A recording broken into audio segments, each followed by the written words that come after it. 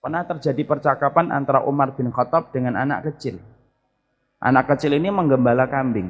Ketika beliau menggembala kambing, kambingnya banyak, Bu. Umar bin Khattab ingin menguji keimanan anak kecil ini. Nak, kamu jual salah satu kambingmu.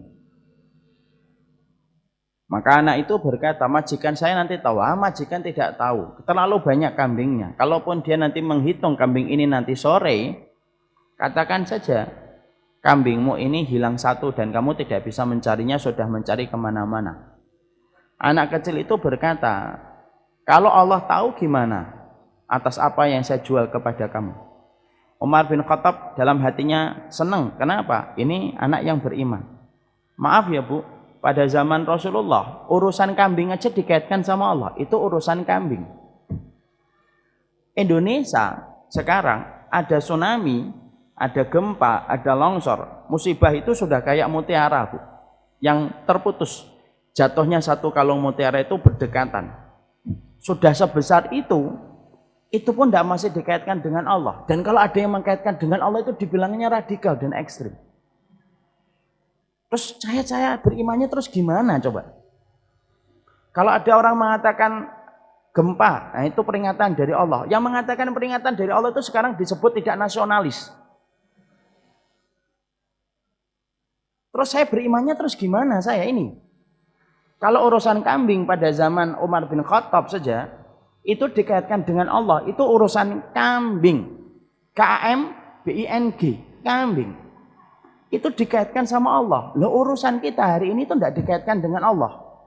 Dan selalu berita media mainstream, baik itu di YouTube ataupun di TV, kita yang melihatnya, anak-anak kita yang melihatnya, itu selalu pembawa acara itu menutup setiap berita peristiwa alam dengan kata-kata fenomena alam. Selesai. Akhirnya orang Kalimantan karena merasa daerahnya tidak dilewati dengan gempang bumi, tidak dilewati cincin bumi, dia merasa aman, tidak ada gempa. Ya kan? Kemudian orang Sumatera karena mungkin merasa daratannya mereka bagus dan kemudian sungainya itu ini, merasa tidak akan banjir. Kalau semacam ini gimana kita? Akhirnya kita tidak paham kode dari Allah. Akhirnya kita tidak paham sinyal dari Allah. Padahal setiap peristiwa itu pasti ada sinyal, ada sebuah pelajaran yang Allah kirimkan dalam kehidupan kita. Maaf ya Bu, tidak paham kode itu menyebalkan. Paham atau tidak Ibu? Jadi suami istri kalau tidak paham kode menyebalkan atau tidak paham? Paham. Kita ini kalau punya suami, punya istri kok tidak paham kode, kita itu sebel. Ada seorang istri ngomong sama suaminya, ngasih kode, saya bosan makan di rumah Mas. Itu kode, makan di luar, makan steak, makan sushi. Itu kode, sushi yang halal. Malah suaminya tidak paham. Apa? Bosan makan di rumah, ya sudah makan aja di teras. Lu makan di teras. Masuk angin istrinya. Padahal kemudian sang istri itu ngomong bosan makan di rumah itu, ajak saya keluar lah. Ke pasar-pasar udah seneng saya ini. Bosan di rumah ngeliat tembok. Nah, itu tuh kode. Kalau ndak paham kode, ibu kan marah. Selalu ujung-ujungnya membuat nanti curhatan. Bagaimana Ustadz kalau suami saya tidak sensitif? Nah, itu ujungnya gitu. Karena suaminya tidak paham kode. Sama kalau ada seorang suami punya istri tidak paham kode, kecewa, marah. Pulang ke rumah gini-gini gitu. Kakinya dipijit-pijit, itu kode. Supaya dipijitin. Malah istrinya komentar, kenapa Abi? Gulamu naik, lo gula naik disalahin. Itu namanya tidak paham. Makanya disitulah kita mengerti al-labibu bil isyarati yafham.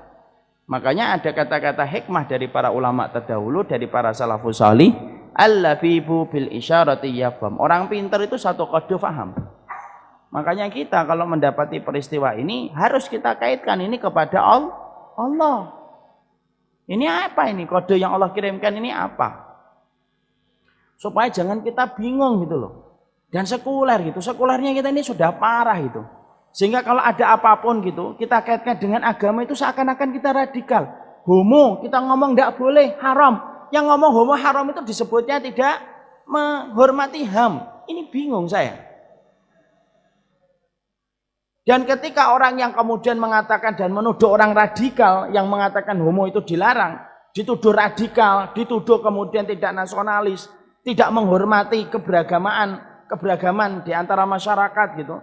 Nah, giliran dia kena keluarganya homo, bingung dia. Sekarang itu kalau kita bicara apapun dalam kehidupan kok kita kaitkan agama, kita kembalikan sama Allah. Sama kayak anak kecil tadi, urusan kambing dikembalikan sama agama. Ini kalau anak kecil itu hidup hari ini, mungkin ada menteri yang ngomong ini radikal ini. Ini gitu.